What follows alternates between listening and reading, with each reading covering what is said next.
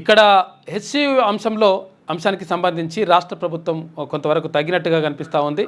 విద్యార్థులపైన పెట్టినటువంటి కేసులు, Hyderabad central university విద్యార్థులపైన పెట్టినటువంటి కేసులను ఉపసంహరించుకోవాలని చెప్పేసి చెప్తా ఉంది.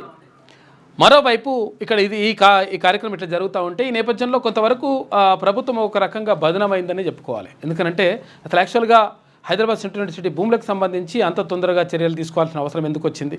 తర్వాత అక్కడ మొత్తం ఏది భూముల వ్యవహారంలో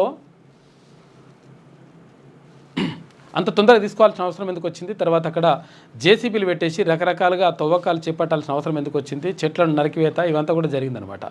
ఈ నేపథ్యంలో అక్కడ విద్యార్థులు ఆందోళన చేసిండ్రు. తర్వాత దీని ప్రతిపక్షాలన్నీ కూడా దానికి తోడైపోయినాయి. ఈ నేపథ్యంలో కొంతవరకు ప్రభుత్వం అక్కడ తప్పటడుగు వేసిందా అనేటువంటి ఆరోపణలు కూడా వినిపిస్తూ ఉన్నాయి. ఏది ఏమైనప్పటికీ ఒక మంచి నిర్ణయం అయితే తీసుకున్నారు. విద్యార్థులపైన పెట్టిన కేసులు మాత్రం ఉపసంహరించుకుంటున్నట్టుగా రాష్ట్ర ప్రభుత్వం ప్రకటించింది.